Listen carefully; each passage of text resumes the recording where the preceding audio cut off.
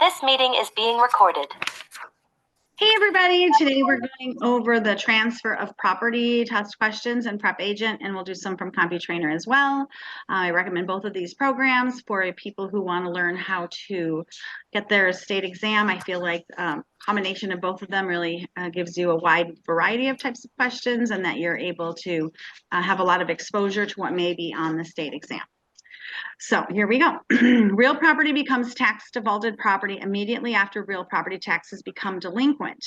The owner occupant has to pay rent to the state, remains in undisturbed possession, is free of liability for taxes levied during this period, or must vacate the property immediately.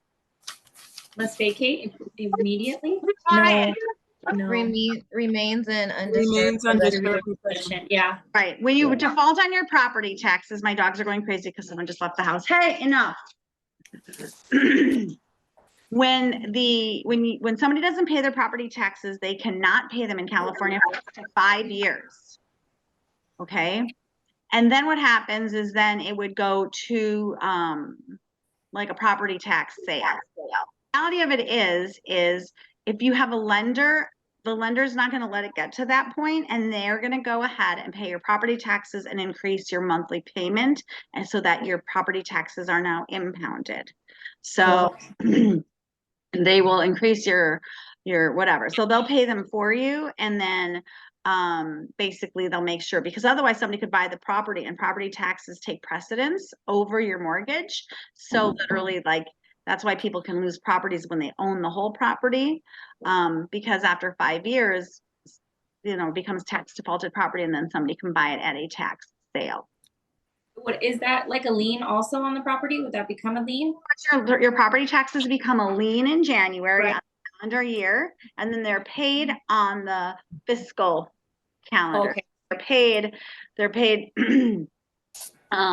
July 1st to June 30th, and that's why you're always like the 23-24 tax bill or the 22-23 tax bill, because it's always paid in arrears and it's paid on the fiscal calendar. Okay. Right. And the rule is but Jack, enough. No darn fooling around with your taxes. So they're due November 1st, delinquent December 10th, due February 1st, delinquent April 10th. Yeah. But when you're paying them, right? When you're paying them, it's no darn fooling around with your taxes. Your first installment is the no darn part, right? Okay. And the second installment is the fooling around part. But when you're paying them, so when you're paying in December, right? You're paying for July, August, September, October, November, and December. So you're paying for the end of that year, right? That's your first installment. And then your second installment, the fooling around part, that's the one where you're paying for in November, December, you're paying for January, February. Yeah. My bad. You're paying for January, February, March, April, May, and June. And then in the fooling around part, you're paying for July, August, September, October, November, December. So you're always paying your property taxes in arrears. Right? Yeah. No, there are not going to be any math questions regarding like how much you owe for property taxes. Do you know what I mean? Like, it's not going to say, well, your property, depends. Huh? Yeah. Doesn't it just, because that just depends, doesn't it? Property taxes? Everybody's property is valued at 1%. So California state law says that your property taxes is 1% of 100% of the assessed value of the property. Okay. So the tax assessor goes by and assesses your property and then says what it's worth. And then it's 1% of 100% of that amount. So if they said it's worth 500,000, it's 1% of the 100% of 500,000. So it's $5,000. But there's this little caveat that says plus any voter approved indebtedness. So like in LA County, your property taxes are about 1.35%, because when we vote for all those props, Prop 30, Prop 90, Prop this, Prop that, right? Those propositions cost money. Yeah. So I'm in Kern County, and so like for like my property taxes, like on the home compared to just like a piece of land, like just my lot, like the lot, I split up. So I do get 4 installments. No, I get 2 installments for the year. And they send it to me in one, and it's literally Yep. just, one's due March and then the other one's due December. Yep. It's like, So that's those how it two. kind of works. yeah. So, of course, your land doesn't have any improvements on it, so that's why the land one is a lot cheaper, right? Because it's assessed at a Yeah, lower value yeah. because there's no improvement on it. Okay. There's nothing on it. Yeah. It's like 60 bucks. Property taxes which remain unpaid at 1201 on July 1st become what's known as tax defaulted land, but the owner remains in possession. If the property tax is defaulted for at least 5 years, however, the county tax collector has the power to sell the property to satisfy the delinquent taxes. The chain of title is a history of financing, a history of liens, a history of lawsuits, or a history of conveyances. What is History of Liens. liens. it? No, it's history of conveyances. It's who got the property, who owned it, who transferred it to whom. That's the chain of title. And there's supposed to be no gaps in the chain of title. No gaps. So in other words, there was an example in one of my videos where I got married, right? And Kathy Toso owned a house with David Toso, who was deceased. And then I married somebody new and I wanted to put him on the title, but Kathy Toso and David Toso own the property. So the first thing I had to do is get David Toso off the property and prove he was deceased in order to have it just as Kathy Toso. Then Kathy Toso was able to add her husband, her new husband, onto the title. But I hyphenated my name, but I didn't do it on any document. So on the title, I hyphenated my name. And then when we divorced shortly thereafter, Kathy Toso Glover really had a hard time transferring the property because I put a cloud on my title because there literally could be a person named Kathy Toso, right? And there could be a whole different person named Kathy Toso Glover. So at some point that puts a cloud on the title and they want to clear that. So I had to clear that. And then I was back to getting it just in my own name. But so that's what title, the chain of title shows those transfers. When it's businesses, let's say you are ABC Fence Company, and then you decide you're going to be XYZ Paint Company, or XYZ Fence Company. When you transfer your name and you still own that same building, that creates a cloud on the title because ABC Company seems like a totally different company than XYZ. It matters the name that's on the loan. Yeah. Yeah. On the title. So On the that's the title. title of your house. Yeah. Okay.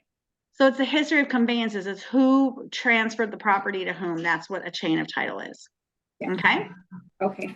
In the abstract of title, like that's all the documents, that'll show all three of the liens, it'll show lawsuits, it'll show if the property was ever under foreclosure, it'll show if the person fixed the foreclosure before it went to foreclosure, it'll show all those details. That's called an abstract of title, which is the history of all the documents, but the chain of title has to have no gaps, and it's who owns. Gotcha. Okay, got it. Okay, so the abstract is more like all the details. The marginal tax rate is defined at the tax rate which is applied to the next dollar earned, the 29% tax rate, the 22% of gross income, or the tax rate which is applied to the last dollar earned. Marginal is like It's just a definition, you You know guys. the tax Last rate. dollar. is not the Okay, so who thinks gross. it's the next Next dollar dollar. earned? I would say No. next. Okay, Next it's the dollar. next dollar earned. So I don't know if okay. you've ever had this experience when you've had a job, but they gave you a raise, Average is but then you made less money. Like your paycheck Yeah. down. Like they gave you a 50-cent raise or something, and then but your paycheck went down. That's because you went into the next tax bracket and they're taxing you at a higher tax rate, but your raise didn't really cover the tax rate you're getting. Yeah. So that's happened to some of It's us. Where you insane. get a raise, but then your paycheck actually has less in it because they're taking more out. That's the marginal tax rate. I think in California they tax you 22% on 45K. Really? That's when you go to the next bracket. Underneath there, you're good at 11, and then it Uh-huh. doubles almost to go to 45K. And I'm like, well, I'm just gonna stay under there. I don't want to make money then. Unless you're making 100 grand, then it's like, okay, let's do Then that. it's like, screw it. Title to real property is conveyed by deed when signed by the grantee and delivered to the grantor, recorded by the grantee, signed by the grantor, delivered and accepted by the grantee. So when is Delivered and accepted Delivered and Delivered and accepted. by the grantee. so what are the four things? What are the four things about a grant deed? There's four things it needs. So you need to know this for the test. Okay. What is it that the deed needs? It needs a granting clause. Oh, okay. It needs a competent grantor. In other words, the grantor has to be of sound mind Competent. and able to grant, right? Like if they're a felon, they may not be able to grant a property. If they're an imbecile, they can't do it. If they are a baby, they can't do it. If they're under the age of 18, unless they're emancipated, they can't do it. So they have to be a competent grantor, a granting clause, and delivery and acceptance. Those are the 4 things you need on a grant deed. So granting clause, competent, what was the other ones? And delivery and acceptance, which is the answer here. 3. So it doesn't need to be recorded. It doesn't need to necessarily have money. Because they'll ask you questions like that. You know, they're going to try to convince you it needs money, or it needs both parties to sign, or it needs, you know, something more than it needs. So like it needs to be notarized or something. It doesn't. It has to have a competent grantor, a granting clause, delivery, and acceptance. Cool. It is the best way to discover a flaw in the recorded title to a piece of real property by a search of title, taking out property insurance, calling the county surveyor, or hiring a lawyer. Search of title? Yeah. That's what title searches do. They look for flaws. They look for things that might create a problem in the title to make sure you're getting a clean title. Okay.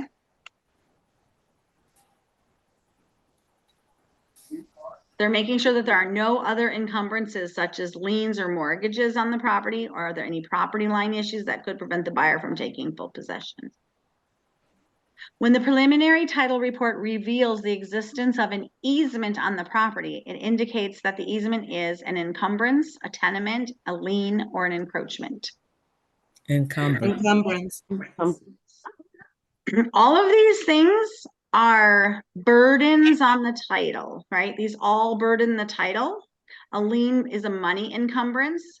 An encroachment is something that is actually like somebody built partially on your property. And an encumbrance in general is just like what limits what you can do with your property. So an easement is a physical encumbrance of the property.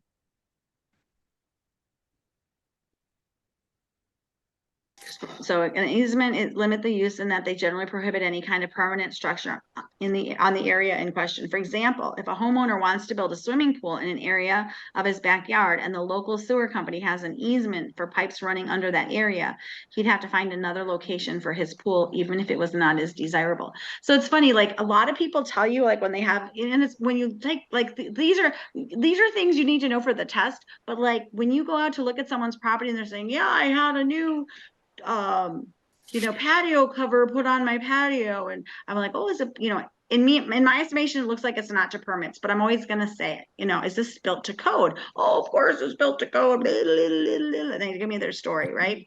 But I know that if you see electrical wires in the sky and they're going over a patio, if they break, what are they supposed to hit? The ground. The ground, right? They're supposed to be able to ground out so they don't have like electrocute people, right? But if it hits the building, it could start a fire, right? So it's interesting because I've seen properties like this, and I just know from my own personal experience when I had a swimming pool, you know, they had to move things. They had to actually move the whole electrical box because my wires were going to drop into the pool. Oh, wow. If they broke, which would be really bad if my kids were swimming in there. You know what I mean? So they had to move the wires and put them to a different place and move my whole electrical box.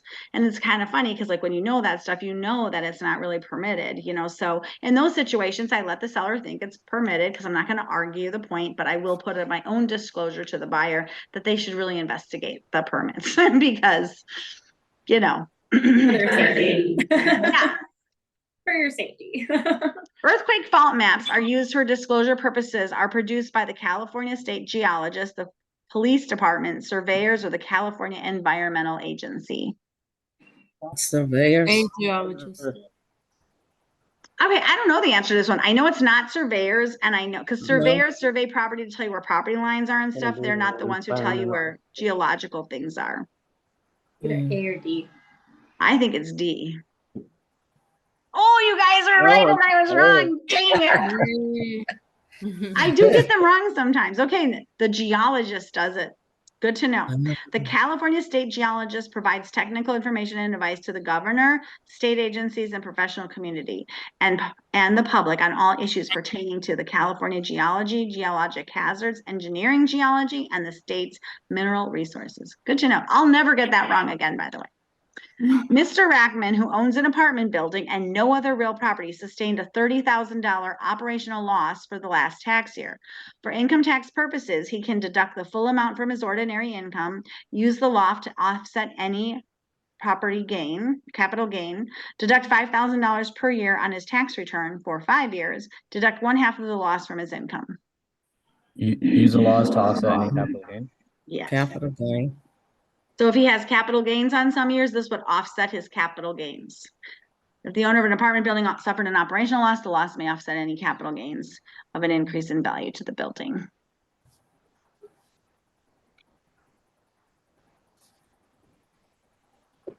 That's the one you'll just have to memorize. I can't give you a lot of information on it. Operational losses offset capital gains. That's all I can say.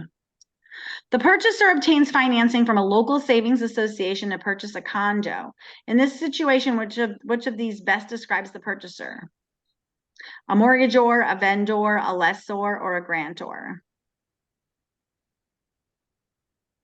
Either grantor or a vendor. No, I go with grantor. Mortgagor. Mortgagor. The mortgagor is the borrower. The trustor is the borrower, and they are borrowing from a local savings and loan, so it's a mortgagor. Mortgage. Mm-hmm. What's the grantor again? The grantor is the person who signs the grant deed to the grantee. It's the person who actually owns the house, and they're going to sell it to you, and they're granting the property over once you make that payment. So like the seller. Yeah. The grantor is generally the seller, but it could be somebody else. Like, let's say you're getting a divorce and somebody's going to keep the house. The grantor would be the person who's relinquishing their rights to the other person. Okay, got it. And the vendor is also the seller in a different type of sale, in a land contract of sale. So the grantor and the vendor are seriously like synonymous in the fact that they are both normally sellers. Got it. So that would make sense. Mortgager is like the loan officer. Nope. The mortgagor is the borrower. The person going into the loan. The person getting. So this is how it works, guys. There's the ors and the es. Okay. The ors are always the givors of something. The grantor is the givor of the grant deed. And what is the grant deed? Oh, it's the document that transfers real property from one person to another. Okay, that's what the grantor is, and they're the givor of the grant deed. The vendor is the givor of the property in a land contract of sale. So they're giving the land, and in exchange, just like a vending machine, the vendor is the machine that's giving you the candy, and the vendee is the person putting the money in the machine to get the candy out. That's a similar situation, except we're talking with a house. A mortgagor is the givor of a mortgage. What is a mortgage? People in their mind think a mortgage is the money they got to buy the house. The mortgage is not that. Your mortgage is the contract that says, if I don't pay, you can sell. That's right. Okay, got it. So the bill. It's the bill. No, the mortgage is literally the contract that secures the property for the debt. Okay, got it. Okay. No. It's the security agreement. And so that makes the mortgagor the borrower, because they're the one who's going to sign a document that says, hey, if I don't pay you back this money I borrowed, you can foreclose on the house. Got it. It's the person paying the mortgage. No. No? Why can't I need to put it into like a thing? If Well, not, it kind of, yes. The person paying the mortgage is the borrower, right? Like, right. Like the buyer. Not technically, but like that's if that fits in your head, the mortgagor is the person paying the mortgage. You can use that. I'll let you use that one. The other ones, no. Because that puts it into like my perspective. Does that make sense? Like where they are in the whole equation. Okay. Yep. Okay. Which of the following items is often short rated? Premiums on an insurance policy, taxes on a single family residence, maintenance charges on an apartment building, or an interest rate? short rated. When you're on an insurance policy. Yeah. In other words, let's say you're an investor and you're going to get like title insurance or even other types of insurance for your house, and you know you're going to flip the property quickly. Yeah. You can cancel prior to an expiration, but the insurance company can normally assign a short rate factor to the refund. In other words, that you're not going to get all 8 months of your insurance back. You might only get, 9, only 7. Do you know what I mean? They might keep some because you kept it for a short period of time. Yeah. Got it.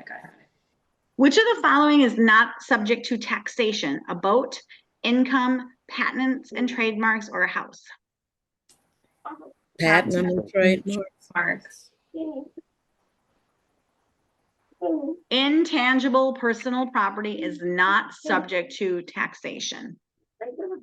So a patent is intangible. You can't actually touch it, right? Tangible means something you can touch, like a pen or a pencil or a book or whatever. And a patent isn't anything you can actually wrap your hands around.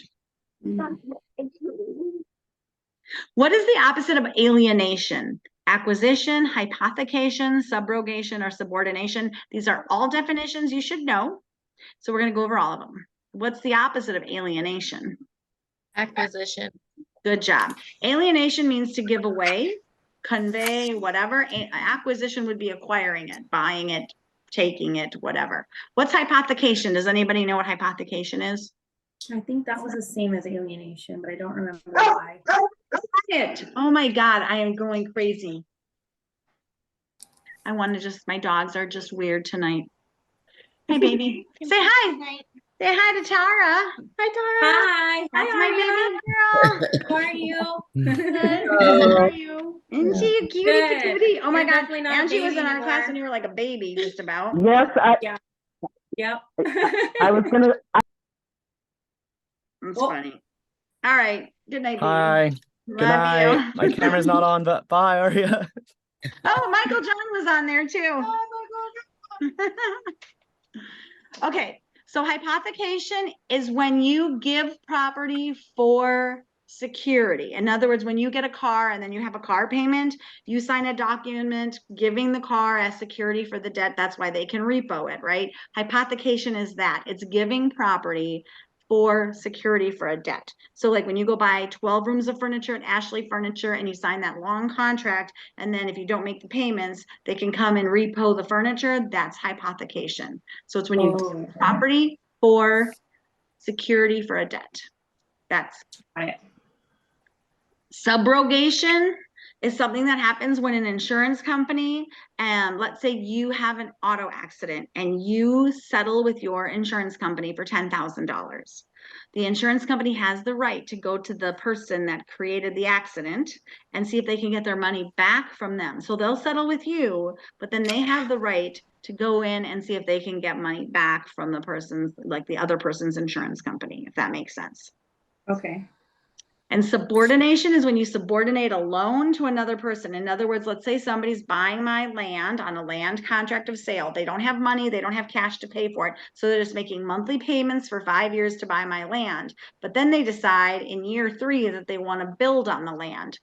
The people giving them the construction loan don't want to be the second mortgage. They want to be the first, which means I'd have to subordinate. I would take my mortgage because it was their first. And I'd say, okay, I'm going to let the construction company be in first position and I'll be in second. Okay, and that's subordination. So if you think about like in the military, there's, the general, the 5-star general or whatever, and then he has his subordinates. It's the person going under the other person. So that's the subordination clause. So like ranks. Okay. Yep. Okay. So it means you're going to go under another loan. Okay. Sub. Okay. That makes sense. Sub under. Transfer of property. When a property is turnkey, it is ready for socializing, ready for rehab, ready to be built, or ready for occupancy. Ready Ready for for occupancy. Yay! An easy one. If Joe agrees to purchase Stephen's home as is, and Stephen is working with an agent, none of the other options are correct. His agent must reveal any known defects to the buyer or the buyer's agent. Stephen nor his agent is required to record any known defects. His agent does not have to reveal any known defects to the buyer or the buyer's agent. Which one is correct? Second one. Yeah. E. Mhm. We always have to reveal all known defects to the buyer. I mean, as is doesn't mean that we keep secrets or try to lie about what's going on with the property. An apartment house was purchased for 180 grand. At the time of purchase, it had a fair market value of $200,000 and an assessed value of 140,000. The basis of the property for federal income tax purposes would be 140, 180, 200, or 240. 140. 140. 180. Right. So Yeah. the basis is whatever you paid for it. The cost basis of a house or an investment property is what you paid. Okay. Okay. Okay. That's what they base the capital gains on. What you paid for it. So it's whatever we pay for it. Yeah. Cost basis equals what you paid. Okay. An order from a court to a designated official to sell property in order to pay a judgment is called a deficiency judgment, an attachment, a foreclosure, or a writ of execution. Writ of execution. Oh. Yep. If the judge is writing it down and saying you have to fulfill the judgment, it's a writ of execution. So the way the order happens is the first thing that there's going to be something coming up with the property. Usually they do a lis pendens. Lis pendens means there's some litigation pending. And by the way, we're going to attach the property if we win. Okay, so a lis pendens says litigation's pending. Then there's the judgment. That's when they actually won, right? The judgment comes out and they say, oh, you won. The judge decided you won. Then the attachment happens where they say, okay, how is this person going to be forced to pay us back? We're going to attach it to something. We're going to attach it to his house. Okay, that's the attachment part of it. And then the writ of execution is when the judge says, yeah, you got to sell that property now. Does that make sense? That's the order. Lis pendens, judgment, attachment, writ of execution.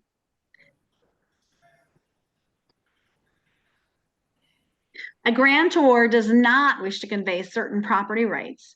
He or she must convey the entire premises and have the grantee reconvey the rights back to the grantor, may note the exceptions in the deed of conveyance, must note the exceptions in a separate document, may not do so since the deed conveys the entire premises. First off, do we know, can you convey a property and hold back some of the rights? Is that yes or no? No. Yes, No. I think you can. Yeah. we can. Remember, we have the thing about no drinking alcohol Oh, Okay. yes. with a defeasance clause, Defeasible. clause, That's or right, defeasible. defeated, Yep. right? Or it's a Oh. condition. It's like a condition. So yeah, So you it's- can transfer property and sell it and have a condition on there like, and this is interesting because there's our actual properties. So let's talk about Acton. There's an area in Acton, I think it's called Star Point something or Point Star something. It's off of like near Red Rover Mine Road in the 14 or somewhere like in that Santiago. It's like in that area. And it's a bunch of houses all like on 1 acre to 2 acre properties. And basically there's 100 houses that share 4 shared wells. And they have a system in place that you have to have your septic tank, I think, pumped every 6 months. And they even have like their own telephone that lets them know whether or not the pumping people came out. So there's like somehow like a thing set up. And if you don't pump your septic tank every 6 months, you're breaking the covenants of the area, because if your septic tank leaks whatever into the water lines, it can literally poison everybody, right? So let's say I knew of somebody who was losing their property because of short sale. They couldn't make their payments anymore and they weren't obviously getting that done. And literally the homeowners association was trying to buy the property at the short sale so that they could make sure that got done and then, take care of that. So that's the homeowners association was trying to take back that property from the seller, from the person who owned it, because they weren't doing the right thing. So that it can be done. Okay. So the answer is 2. Yeah. Mhm. Good for you. Most commonly known as restrictive covenants, such deed restrictions are often used to maintain the consistency of a neighborhood. For example, stipulating that only traditional styles of homes of a particular size and painted in traditional colors may be constructed and occupied within the subdivision. These are encumbrances on the property since they limit the current and future owners and how they use the property. But some things are smaller where they can like get like an injunction against you to stop doing something that you're not supposed to be doing. And other ones are like that defeasance clause where it's a fee simple defeasible, where if you break that rule, you lose the title to your house. Okay. A grant deed is deemed to be executed when it is signed by the grantor, delivered to escrow, delivered to the grantee, or recorded. Delivered to the grantee. The grantee. Signed by the grantor? I think executed means signed. Oh, Yay. Mhm. It needs delivery and acceptance to be transferred, but it's executed when it's signed. It's been It's not done. considered effective until it's been delivered and accepted, but it's considered officially executed when signed. So I was right. Which of the following may appear on a closing statement as a credit to the buyer? Commission paid to the broker, property taxes after November 15th to the date of closing, property taxes after the closing date of March 31st until June 30th, or the balance of the assumed loan.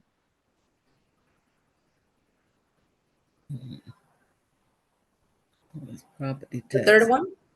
It's the last one. The balance of the assumed loan is kind of, so if the buyer is buying it for $400,000, but he's assuming a loan for $100,000, that $100,000 assumed loan is going to be a credit because then he only has to bring in $300,000 cash, not $400,000.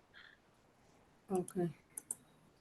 Balance of the remainder. They tried to confuse you with all the property tax stuff, and I've figured all that out many times before, and I'm like, and I get sucked into it, but then it's like, no, it's just the assumed loan. Yep. So just remember the balance of an assumed loan is a credit to the buyer. Cool. Which of the following is not necessary for acquiring title to a property by adverse possession? Open and notorious use, residing on the property, a claim of right, occupying the property for at least 5 years. Okay, following is unnecessary. For acquiring property? Adverse possession is like when they talk about squatters' rights and things like that, where somebody's gonna try to get someone's property. It has to be open and notorious. In other words, they have to be doing it Residing against. on the property. Thank you.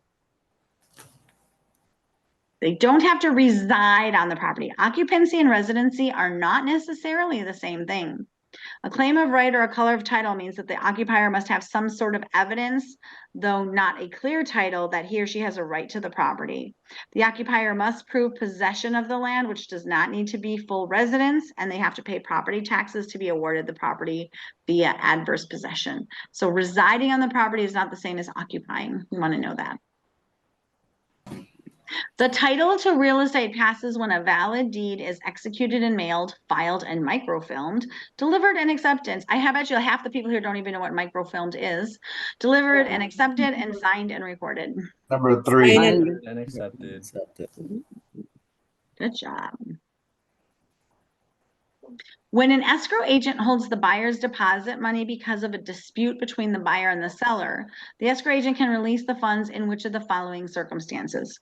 Upon written instructions signed by both the buyer and the seller, upon receipt of an arbitrator's award, all options would allow escrow funds to be released, or upon receipt of a court ruling. In which of these circumstances can escrow release funds when buyers and sellers are fighting over who gets what? Number one. And they're fighting who gets what funds. Yeah. Like it's like your earnest money deposit. You put $10,000 earnest money in. Okay. You canceled like late in the transaction. The seller's trying to hold on to your money, and then they're saying, well, we have, we're going to take fees out of it because like we lost buyers and this and that, whatever their fees are, and you're not agreeing. You think you should get your whole $10,000 back. So escrow at that moment can't give anybody anything because they have to agree what's going to get released. Yes. Both people Okay. have So to it's literally sign. when they agree, when they both agree. Seller. All options. It should be both options. It is all options because arbitration and mediation are part of our contract. So if an arbitrator tells them what's fair and they agree to that, or the arbitrator just decides, or if they have to go to court and the court decides what's fair, they have to deal with that. So yeah, all options are correct. The federal income tax purposes, capital expenditures for improvement. So you need to know the difference on when you have like an investment property, what things can be written off the year it happens and which things are considered capital expenditures.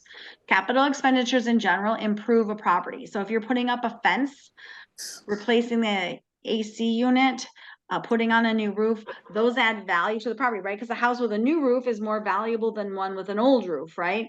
But then they depreciate over time. Things you can normally fix the year of is like paint and carpet, fixing plumbing issues, things like that.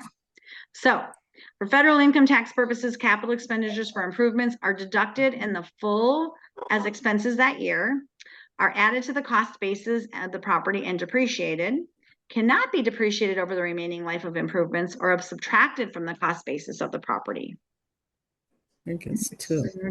Yeah, they're added to the cost basis of the property. So let's say you bought that house, that one we had earlier, for 200,000. Remember, it was valued at 200,000, but you only bought it for 180. So the cost basis of the house is 180, and then you needed a new roof, and you put a $20,000 roof on it. Now that makes your cost basis 200,000 because you added a $20,000 improvement, and then it gets depreciated over time, right? Because a brand new roof is worth more than a 10-year-old roof, which is more than a 20-year-old roof. So improvements would depreciate over time, but they do add value when you do the improvement,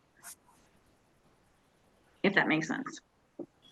The IRS, the Internal Revenue Service, would define the marginal tax rate as the difference between the present tax and the past tax.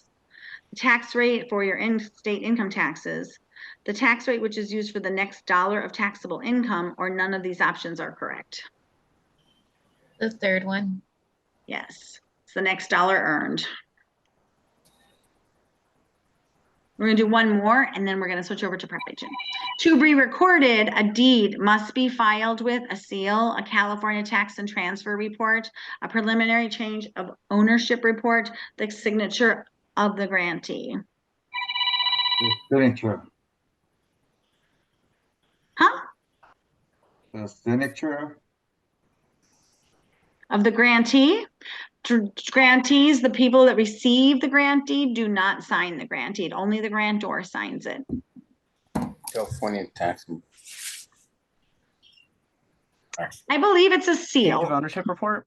I think it's going to be the seal. They're looking for a notary seal. They're looking for someone who verified you. And in order for anything to be recorded, it has to be notarized. And when the notary notarizes it, they make sure you're you, they take your thumbprint, and then they they seal, like their seal is like that stamp is their seal. I think it's C. Oh, damn it. Yes. I Okay. think I remember this one, preliminary charge of ownership report. I don't, Okay, to be recorded, a grantee must be filed with a preliminary change of ownership report. It's funny because I didn't know that report went with the grant deed. I thought that was something the title company did to make sure that for the loan. Do you know what I'm saying? Mm-hmm. But here we go. The change of ownership report in the county recorder's office for the county where the property is located. This form updates tax and transfer information regarding the property conveyance. Well, there we go. You guys were right and I was wrong again. The two questions we got wrong this whole test are because of me, see? But what's nice is you only need an 85 to 90. You don't need 100. So we're well above our 95, right? Okay. We're going to exit the test. so that's weird. They need a whole record before it's recorded. Yeah, they give you, there's a preliminary change of ownership form for the new buyer to fill out, but I thought that was more about making sure that they don't have like, For buyer.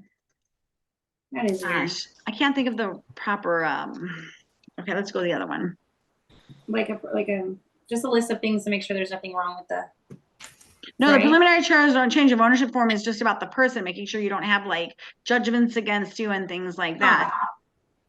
So it's not official until it's like a background check. It's like a background check, yeah, and it's also Okay. part of the Patriot Act to make sure like that, people who are, what do you call it? People who are, you can have in Zoom when you're recording the meeting. Oh, But do they still need a seal? I'm sure they still need a seal as well, but then they need that also. Well, they Like need a- the like a seal, seal they doesn't need mean the, it's- they need the seal to record. Everything that's recorded is notarized, so the seal had not to do with the notary, I guess. So the Okay. so they were looking for was that preliminary change of ownership form. But if Yeah, it's gonna be like it's not recorded, done it until has to be that's the notarized. final thing. Okay. Yeah. Because you do need to get it notarized, you'll have the seal, but it still won't be done until they get that piece of paper or whatever. The Yeah, it's Patriot just Act weird. thing. Okay. That's the first time. So there's those 2 questions I got wrong today, by the way, are the first times I've seen those questions. At the end of the day, they're always updating the test, which is cool. That's good. Because you know that there's new information on there. And on the bad side, it's like, I don't know all the answers because I haven't had the questions yet. Give me a second. I gotta pull this up, but I gotta pull up a different way. So it's not letting me minimize our meeting while we're recording. Let's see. Gabriella, how do you get that background? I just think it's Oh, cool. you choose it. You choose it You from can the do it on the settings. Zoom thing? Yeah, you can choose it on your settings. Sorry, I'm getting distracted again. It's okay. You just My want to go to girl San behind Francisco, me, that's so- all. Oh. Oh, whoops. What did I do there? Oh, how do I do that? Oh, well, what did I just do? Uh-oh. Oh, there we go. Michael, I don't think I have your stuff for your test yet, do I? No, I'm gonna send one that I did earlier today. It was like 54. And then No, like no, no. 16. I'm talking about get your new certificates. Oh, okay. No, I don't think so. Okay, get me your emails and I'll send them to you again, but I think I sent you a thing and asked you to fill them out and get them back to me. So I just was, when you popped on today, I'm like, oh, I for sure don't have you. Okay. Yeah, it's just I'm gonna type it, but it's my first last name all lowercase at gmail.com. Oh, okay. So just MIKALMCE and ANY. I know how to spell your name. I was there at his birth, people. Okay, that's how it goes. He's like my nephew. Yep. Okay, we're gonna do this one because this was for sure on your test. CompuTrainer's kind of categories match a little bit better than prep agent ones. They've been around forever. Like they've been around forever. Okay, can you guys see this? Can you see where it says question 1 of 36? Mm-hmm. CompuTrainer questions are usually a little more convoluted. They're a little bit like less direct, but I like them because they make you think. So this says subdivisions and business opportunities, which was one of the chapters you guys did in your book. So you should have some answers from this. Hopefully, if you did chapters 3 and 4. A developer can use the Street Improvement Act of 1911 as amended to raise Don't funds. see it, Kathy. No, we don't. Sorry. Oh, you don't see The it? screen is just blue. We see your your There it goes. There it is. Okay, now. Yeah, that's why I asked. I'm like, you guys see my screen? It says 36 questions. You know, I thought you guys There said we yes. So, okay.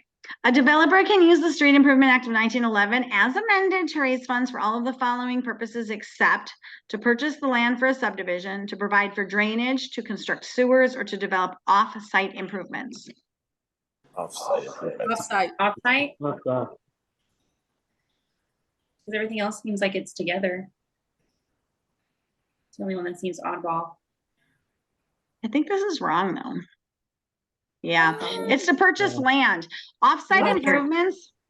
Okay. So funds obtained through the Street Improvement Act must be used to improve the property, including off-site improvements such as street sewers, et cetera, but not to purchase land. That's what I thought. You can't purchase anything with it, but like off-site improvements would be like I've had people wanting to build like an area, but they don't have to just build the road in their little area. They actually have to improve the road like for fire trucks or whatever to the area. Do you know what I mean? And that would be considered like an off-site improvement.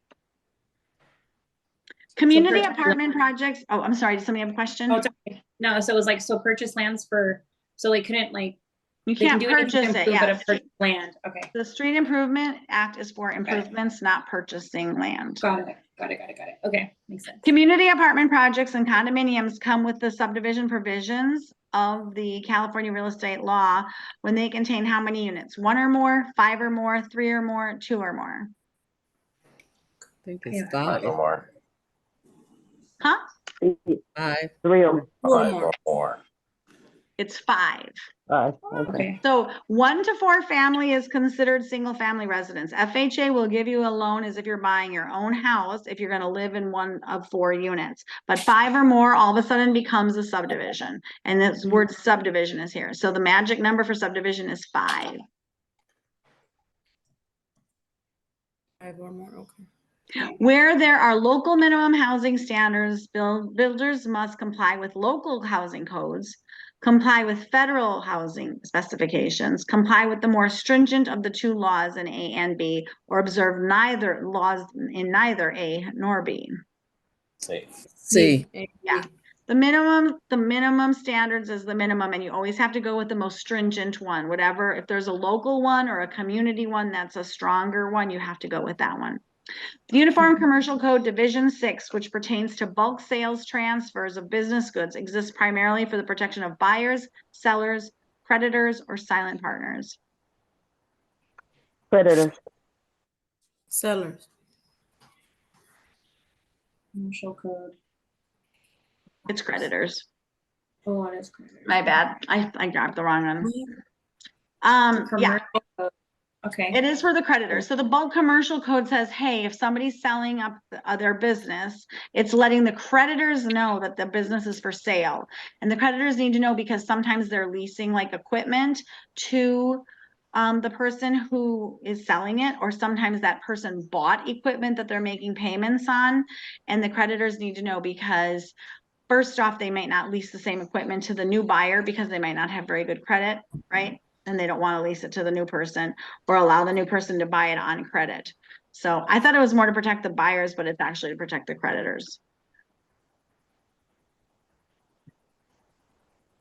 The major transportation route has a single line of stores along one side. This is known as a neighborhood shopping center, a line commercial zone, a clustered improved development, or a strip commercial development. A strip commercial development. D. Yep. It's a strip mall, right? When there's just one strip of a single line of stores, it's called a strip mall. Cassidy purchased 1 of 30 lots in a subdivision and signed a sales contract which stated no purchaser of a lot in this subdivision shall erect a for sale sign on his lot until all the lots owned by the subdivider are sold. Cassidy wants to sell his lot before the subdivider has sold all of his lots. He may not. So first off, can he or can he not erect a sign? Does he have to follow that rule, or is that his bogus rule? No, he can erect a sign. He can erect a sign because he's not allowed to be limited on selling his own property, right? The developer can't say you can't sell your property, right? So he gets to erect a sign. So we take away the knots. So he erects a for sale sign of reasonable dimensions because the statement in the sales contract is declared by law to be void. Or he can erect a for sale sign of any dimension to get the best results because the statement in the contract is a restraint of trade. B. C. B. It's B as in boy. Oh. It can be of reasonable dimension, but it can't be like any size. He can't make like a humongous 40-foot sign. The courts have held that prohibiting the use of a for sale sign infringes upon the power of alienation, which the property owner, the owner of a property has. Therefore, they have declared that such an agreement is void by law. However, the courts have further held that for sale sign must be of reasonable dimensions, which would vary with the courts and the size of the property. When imposing restrictions on a new large subdivision, the procedure normally used is to publish them in the newspaper of general circulation at least 30 days prior to the first sale date, to include them in the final public report issued by the real estate commissioner, to include them as a covenant in the deed to each parcel, to record them with the county recorder with adequate reference made thereto in the deed to each parcel. D. It's D as in dog. They get recorded with the county recorder and then they're referred to. So what's interesting is when you get a preliminary, not a preliminary title, when you get the preliminary title report when you're buying a property, it notes things, but it doesn't tell you all the specifics. So it'll say, document recorded on December 3rd, 1982. But you don't know what's in the document. But when your client is signing that, when they're signing that prelim, they're accepting all the conditions. One of the ways I set myself apart with all my clients is going through the preliminary title report and making sure escrow gives me a copy of it. Not just the copy of the thing that the person signed that they said they accepted it, but the actual report so I can go over it and talk to my client and say, let's go over this. Because there's a lot of information in there that could be something to worry about down the line. And I can give you an example. So like out at Antelope Acres, right? Everyone's got a ton of acreage and you think, oh, I can do whatever I want out there, right? Everyone has like 2, 3, 4, 5 acres, right? There's nothing but dust out there and what the heck, right? But the reality of it is somebody developed, let's say 4 or 5 houses. He did like 4 or 5 spec homes and he could have a rule saying, listen, I don't want any ducks or chickens because he hates the way they sound or whatever. He could put his own deed restrictions when he developed his land. And when he sold them, those could be conditions in the deed. Now, let's say he sold the property to, 4 different people. He's got his house and the other 4 houses he sold. And those people never wanted chickens or ducks or anything. And they just, whatever, that was fine. Now they're going to go sell the house. And somebody says, well, can I have chickens and ducks here? And they're like, well, I'm sure you can, 3 blocks down, the person's got a chicken farm and 10 houses over, they got a chicken farm, right? But the truth is, there's some deed restrictions in there that person was unaware of because they really didn't think about it when they bought the property. Or the person who's buying it sees chickens all over other places and assumes they're okay here. That's not the case. So if you don't go through those things in the preliminary title report, your client can literally be signing off on stuff. I had clients looking for a house and they wanted to put a fence around the yard because they had a dog. And there was a deed restriction saying that they could only put a 3-foot fence, which would not keep their dog inside the front yard. They still bought the place. They just decided they're only going to put the dog in the backyard, but it changed their plan of what they wanted to do. So that's one area you can set yourself apart even as a new agent, is making sure you understand preliminary title reports and going over it, because most people don't look and then they could have an issue down the road. Under the Subdivision Map Act, subdivision reports must be filed with the city or county where the land is located, the real estate commissioner, the Division of Architecture, the Division of State Lands. The real estate commission. A. A. A. Where it's located. The Subdivision Map Act gives the power to the local government. So you have to know that it's called the State Subdivision Map Act. But the state is smart enough to know that like San Francisco needs different things than Antelope Valley, which needs different things than San Diego, which needs different things than the San Fernando Valley, right? So they give the power to the local government to decide like how the zoning is going to go and how much area is going to be left wide open for parks and stuff and how much is going to be for industrial, commercial, blah, blah, blah, blah, blah. So anytime that there's anything that's going to be filed, it would be in the local government, like the planning department.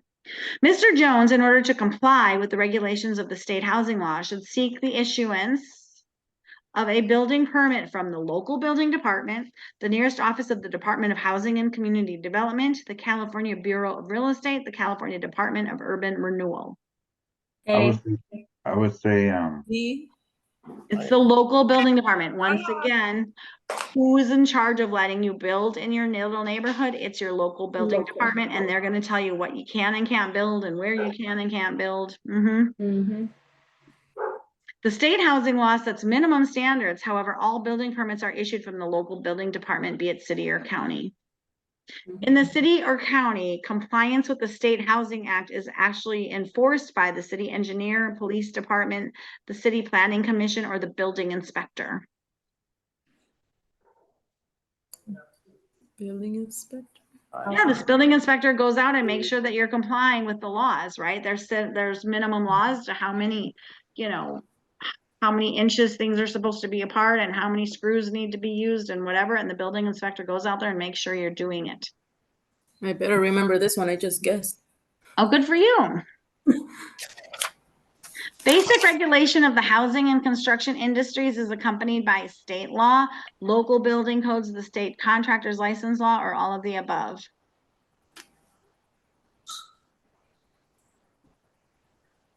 Basic regulation. All of the above? That's what I think too. Yeah. All three of these help to regulate the housing and construction industry. They all work together. The real estate commissioner has primary regulatory authority over subdivision matters involving the alignment of streets within a tract, design and improvements for drainage, financial arrangements to assure completion of community facilities, or all of the above. I would say all of the above. Well, All right. I think it's C. Yeah. Financial arrangements. The real estate commissioner has authority over subdivision matters to prevent fraud. One of the requirements is that the developer must show he or she has the financial capability to install community facilities he's promised to do so. See, I was thinking these other two things had more to do with building and safety, like the local government. So the real estate commissioner is kind of there with the state of California, right? He or she's appointed by the governor. So he's not going to get involved in these tracts of homes and stuff, but making sure the financial arrangements, because he's preventing fraud, that makes sense. Which of the following is most vital or important in planning a subdivision? Market analysis, cost analysis, community recreational analysis, or site analysis? Ooh, Market I know analysis. that. Market.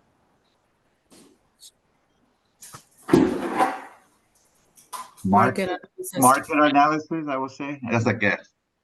Yeah. Oh, Market analysis is a more general term that would include other choices offered. Mhm. I was like, they all kind of do it. You know what I mean? Yeah. that was a wild guess. You did good. Kind of go with your gut. When you're taking the state exam, when they give you, they're going to give you like a whiteboard, and they're going to give you a calculator just to freak you out. They're going to give you some things just to freak you out. A calculator because they're going to make you think, oh my God, there's math, you know? But I'm a panic. math, yeah. What I do is I did a 1 question mark on one side, drew a line, and then 2 question marks. And then on every question, like question 1, I knew the answer. Question 2, I knew the answer. Question 3, I don't know the answer, but I eliminated an answer or 2. So I'm going to put number 3 on my 1 question mark. Question 10, I totally guessed. I had no freaking clue what the answer was. On my double question marks, I put 10. At the end of the day, and when I'm done with all of them, if there's less than 45 on that board, I probably passed the test. And the only questions I'm going back over are the ones on the board. I'm not looking at any other test questions, because when you start double guessing yourself, that's when you mess up, you know? Wait, how many questions are there? Is it like 200? 150, and you have to get 100. 150? Okay. You have to get 105 correct. You can get 45 wrong and still pass. Oh my God. What's the time frame again? Was it So an my hour goal is or 120. or is it They 3 give hours? you three. They give you 3 hours and I think 15 minutes to complete it. Oh my gosh. And you can 120 is ask when you 120. send in your DRE paperwork. When you send your DRE, we'll go for the whole. We'll try to get them all right, but I mean, know that Yeah. don't freak out if you have like I had on my regular test. I think I only had like 12, so I knew I passed. Even though back in the day you have to wait weeks to find out. Here you get a piece of paper instantly, and then for Oh, my that's Bruce test. Oh you my have to get gosh. a better score. And I was like, I knew I passed too. I used my little system, and I was like, okay, I knew I passed, so I just walked out because like you don't get a score. You only get a score if you fail. So Right. I was like, well, I passed. I don't care if I got an 80 or a 72. Right. I needed Right. 75. So, Oh my God. So either we cry or we dance. But if you study and if you study with me beforehand, like a week beforehand, I'll be like, yeah, you're ready, or no, pay the $15 and put it off 2 more weeks and let's study a little more, you know? Yeah, cool. Okay. A prospective purchaser is interested in buying a lot in the mountains from a subdivider who does not have a real estate license. The buyer wishes to know about sewer assessments, liens, utilities to his lot, blanket encumbrances, and maintenance of streets. That source that would provide him All of this information is the county engineer, the real estate commissioner, the county planning director, or the subdivider. The real County estate engineer. commissioner. Real estate commissioner does not have anything to do with individual parcels of land. The real estate commissioner is there to protect California purchasers. So he's not gonna know about all this crap. County engineer. They're the County no, planning. engineer. It would be like the subdivider or the county planning director. One of those two is what I think it's a subdivider. subdivider seems like, I thought it I was a don't know if county that's- engineer. it just doesn't seem like a title, but maybe it is. Word. I don't know, let's see. No, what is it? It's B. the Oh, county planning. It is Oh, the it is the real commissioner. estate commissioner. The real estate commissioner's public report would be the best. Oh my God, you guys are right What again. in the hell? Okay, encumbrance. Okay. No. Oh, yeah. Kathy, it says because he doesn't have a real estate license. So he has everything. Ah, Or she. Yeah, but the reality of it is the person who's developing it should know these pieces of information. But I guess that because they're buying a. So Kathy, I missed the whole point that he's actually subdividing a whole bunch of land. So this would And he fall doesn't- under and he subdivision. doesn't have a real estate From the license. subdivider already, guys. Oh, all right. Not have a real estate. Oh, the subdivider doesn't have a real estate license, so the commissioner has to approve it? Well, Yeah. anything that's gonna be done, like there's the Subdivided Lands Act, but I don't know, that's a weird question, and again, that's one I've never seen before.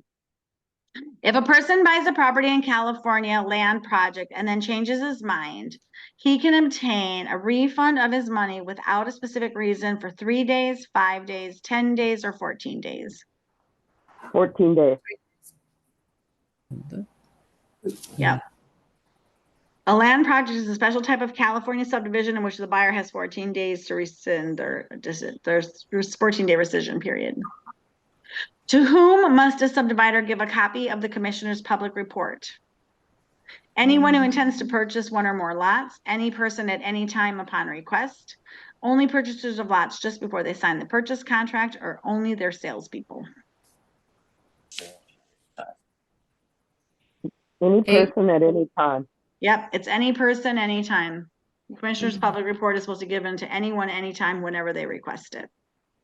Because there could be people in the neighborhood just wanting to know what's going on in the neighborhood, you know?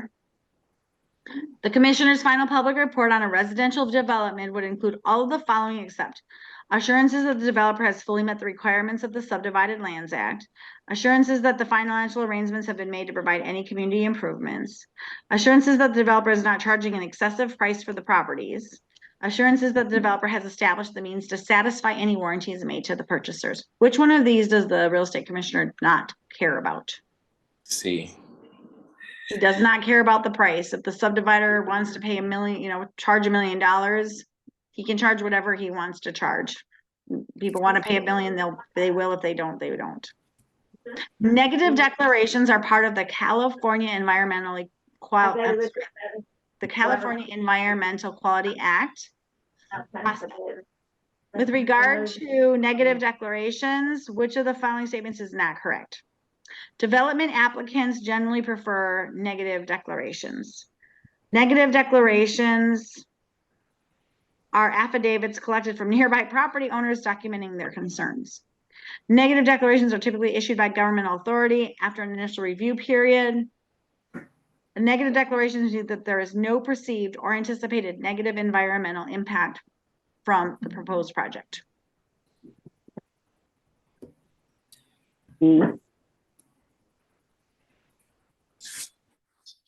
A negative declaration means, a negative declaration is good news. Kind of like when you get a no on a pregnancy test. Oh, it wants to know what the false statement. Yeah. So this is the right statement. I met it wrong. See, here's me. I must be like just exhausted today. Negative declarations are affidavits collected by nearby. Oh, they wanted to know the false one. Right. Yeah. All the ones are right, are Yep. correct. And that one's, the one that's not right. The State Board of Equalization, how are we doing this test? We're probably only gonna get like a, I don't know, maybe only like a, 80. yeah, that's okay. If you're getting 85 to 90, I think you're doing good. If you're getting like 80s, I would want you to try to get up to the 85s. The State Board of Equalization equalizes the flow of the mortgage money throughout California, appraises all public utility properties for tax assessment, appraises all real property where a liquor license is located, is the board to which one appeals in case of excessive tax assessment on this property. Ooh, A. I would say, This one I do know. I think it's A.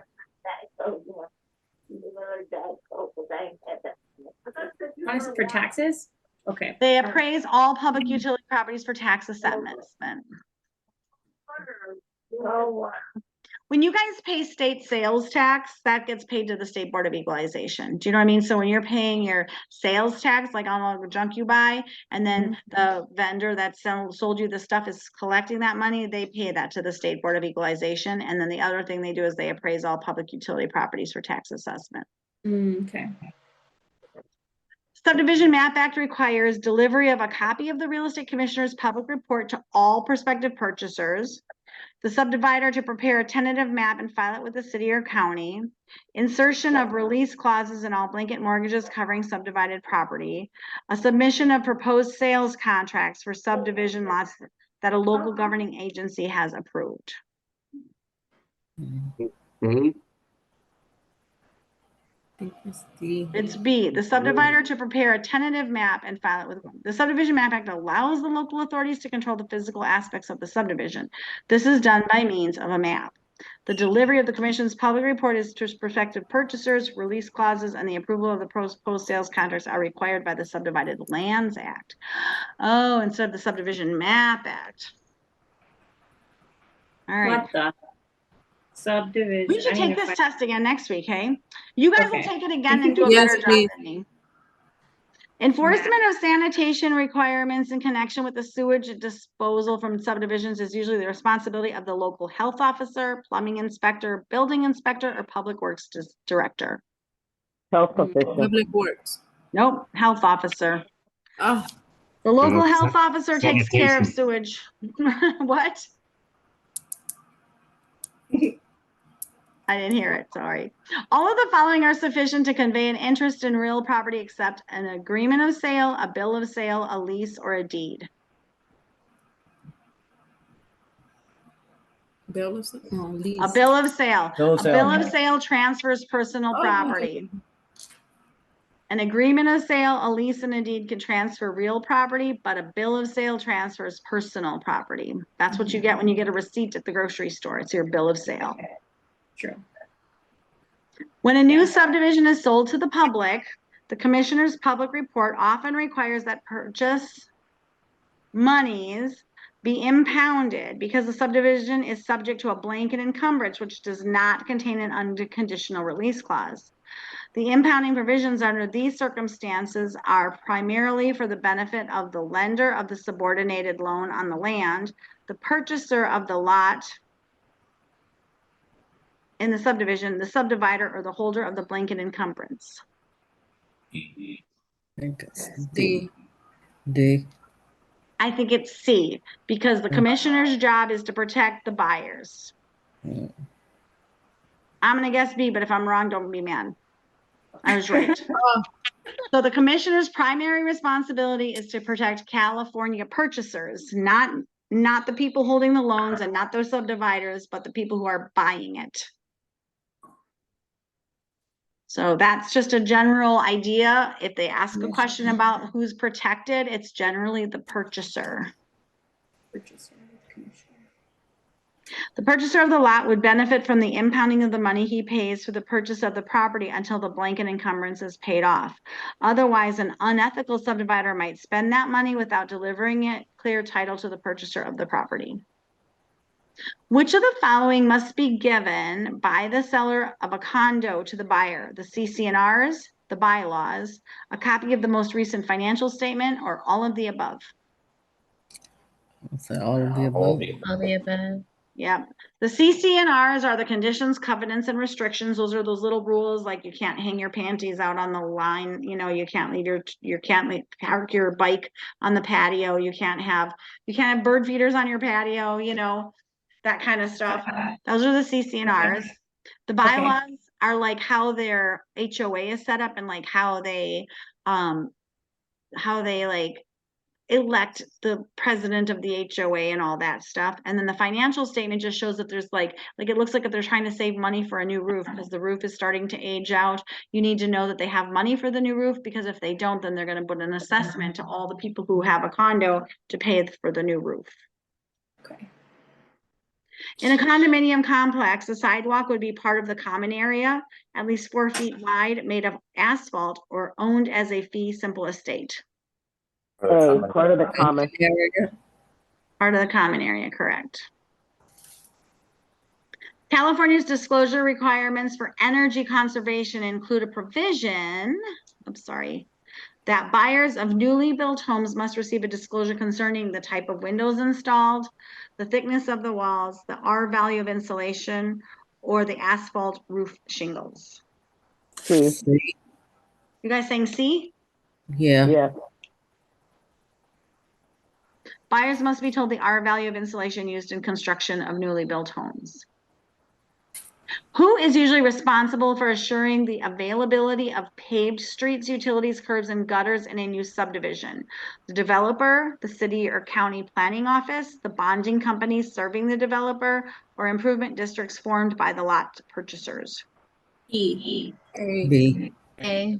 It's A. The developer is responsible when they're doing a development. It's their responsibility to develop everything. And that's why they have mellow roofs now, because they can go and get a bond from the city or county to help build those improvements and then attach that bond to each house. So the house not only has its normal property taxes, but it oftentimes has a mellow roofs assessment for like 20 to 40 years to pay off for the streets and utilities and stuff. Got it. I thought that was city, like that was city stuff. Like their tree, like if they decide to put like a tree or something, but that's like No. on major roads or something. Yeah, the developer who bought that 200 acres of land and wants to develop it, it's their job to develop it. Okay, got it. A person who owns an undivided interest in common in a parcel of real property, together with a separate interest in space in a residential, industrial, or commercial building, is said to have an interest in a community apartment project, a planned development project, a condominium project, or a stock cooperative. Condominium. Condominium, they own a condo. Oh, What a you condo. own when you own a condo is the airspace in the room. Take a deep breath in and out, and then the flat surface areas of the wall. That's what you own in fee simple estate. And then the other areas are your common areas that you share with your neighbors. A private ownership of airspace as well as a common ownership in the land usually falls into the condominium classification. It can be residential, industrial, or commercial. Prior to the sale of a subdivision, a subdivider must show proof to the real estate commissioner that utilities, water, gas, and lights will be on the property. Fill on the lots will not exceed 24 inches in depth. Parcels of land can be used for the purpose stated. Assessment bonds will not be used for off-site improvements. Yes, I have that on my property. You said the first one? Yes, A. No? It's C. The parcels of land can be used for the purpose stated. Real estate commissioner is very much concerned that parcels of land in a subdivision be capable of being used for the purpose stated in the final report. The parcels may be sold without utilities as long as they were not included in the report filed by the subdivider. Assessment bonds would be for sewers, streets, curbs, etc. In addition to certain municipal or county regulations which apply to the construction of a subdivision, such as zoning laws and the State Map Act, other government regulations may be imposed on subdivisions by health, fire, and building safety laws, the California Bureau of Real Estate, governmental lending agencies such as FHA and VA, or all of the above. All the above. The above.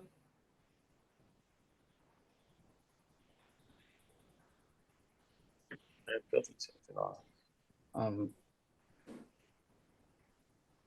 The California Bureau of Real Estate is not going to be like, the California Bureau of Real Estate is what, like how we get our licensing and stuff. They're not going to like be imposing, I don't think, anything on anybody's Where would they subdivision. fire? A.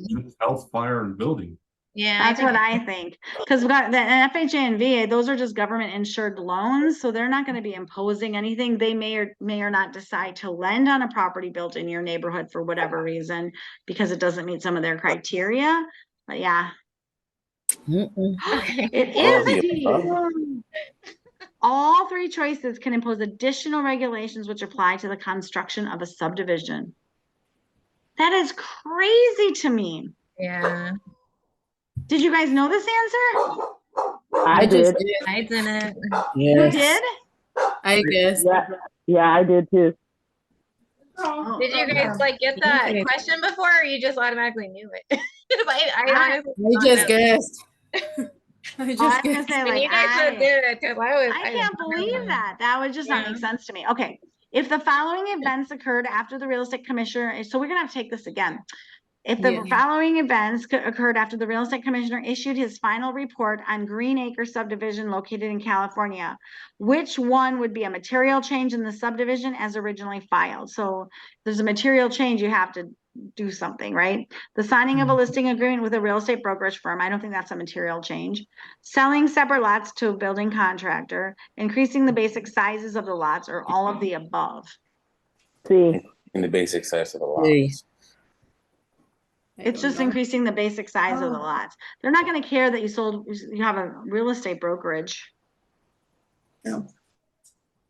True. but yeah, if you're increasing all the sizes of the lots, that would be a material change. Selling separate lots, they don't care about that, so yeah. The selling of lots to a building contractor would be a material change if 5 lots were involved, right? Because then all of a sudden he didn't buy a lot, he bought a subdivision, right? Because 5 or more is a subdivision. Yes. The 5 or more. commissioners, 5 or Is a more, so that would have been an issue, but that wasn't stated. The commissioner's public report on the subdivision is designed to protect purchasers of lots. See, here we go, right? No subdivider may enter into a legally binding contract with a purchaser unless and until a preliminary subject report has been issued, a final subdivision public report has been issued. The respective purchaser has had the opportunity to read and has acknowledged in writing the receipt and copy of the final public report or the occurrence of any of the above. the occurrence. Hi, Dinah. let's see. Well, it seems like C is the answer to me. Because any of the above is like a step below this.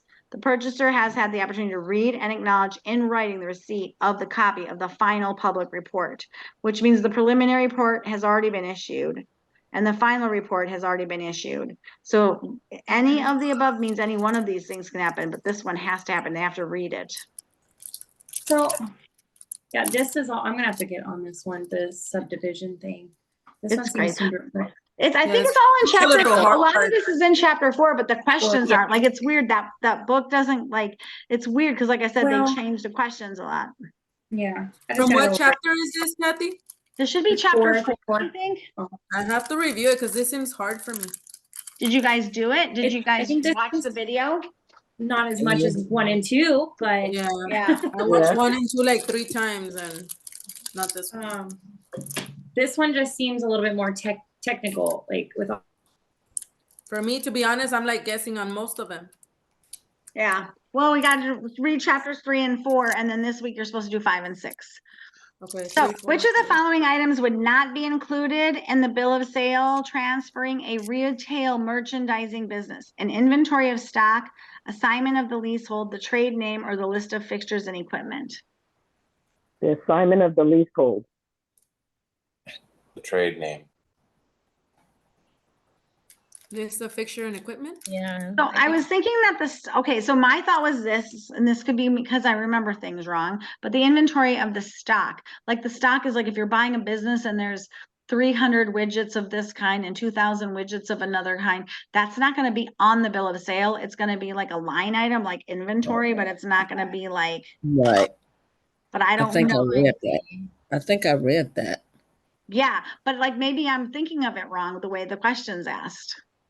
Man, Okay. Shouldn't let's the see. inventory be? So I'm it's thinking not- Oh, it's B. not Correct answer would be the assignment the of the list of leasehold. the The fixtures. bill of sale should include an inventory of the stock, the trade name, and a list of the fixtures. It would Ah. not include the assignment of the leasehold because that is personal property that should be transferred separately. Oh, See, I read that. That's the only reason why I knew that, Kathy. You did? Yeah, I did. So the, Well, I 'Cause read it, I but I read, didn't I read, see it. yeah, I read because I watched the video of 4 today. so it look was- at you. I'm glad. See, it is in there. So people watch video for today and then it's in there. And it's been a long time since I taught it. So, all right. An agreement between party A granting party B the right, it's 10 o'clock. We only have 2 questions. Let's quick guess them and see how badly we did, okay? yes, An please. agreement between party A granting party B the right to offer, sell, or distribute goods or services. Oh, I know what the answer to this is. Under a marketing plan described by party A is commonly known as personal securities investment, a real property securities transaction, a business opportunity transaction, or a franchise. Yeah, a franchise. This is a franchise, Yeah, yeah. franchise. This is like the McDonald's, you're gonna buy McDonald's and they're gonna let you use McDonald's name and everything. When purchasing a business, the buyer should be sure that a certificate of clearance or clearance receipt has been issued by the Department of Business and Professions, the Department of Business and Transportation, the Board of Equalization, or escrow. Board of Equalization. Yeah, this is the one where you're making sure that the state sales tax was paid by the previous owner that they collected. Otherwise, you end up having to pay it after you buy the property or buy their business. You're paying state tax they should have paid. If a broker wants to find out if sales tax will be due on the proposed sale of a business, he should contact the Board of Equalization, Franchise State Tax Board, State Controller, or the Office of the Secretary of the State.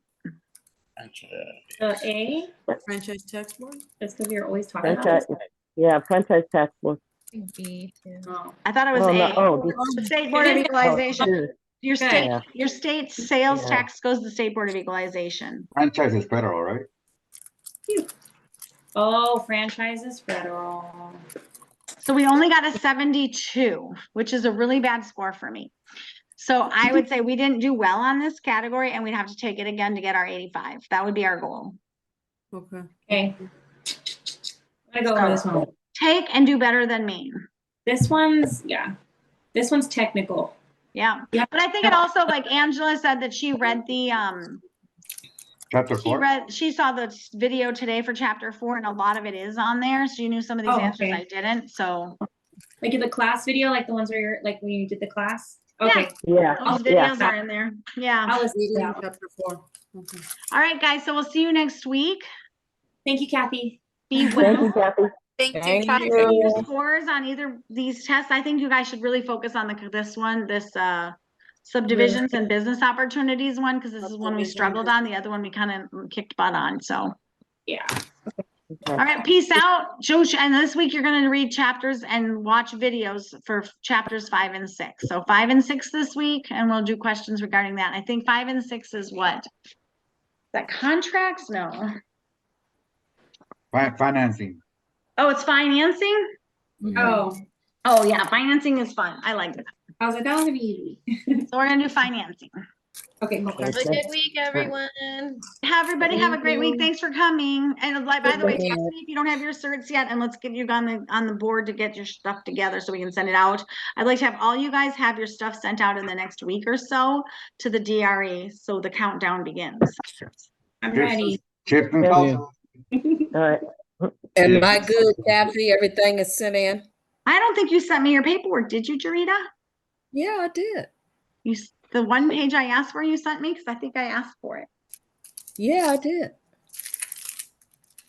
Was it at the beginning of class?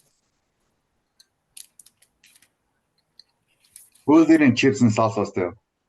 Okay, I'm done with my chips and salsa, so I ain't need it time. Remember, What restaurant are we gonna go I to think next? I text you. Oh, principal, gonna come here into it is. Yeah, Tell people to come by my house. cool. I'll check you, Jarita, then. I'm gonna make sure I have these. I'll put you on my list. All right. Thank you. Yeah, so then I should have yours in a couple days.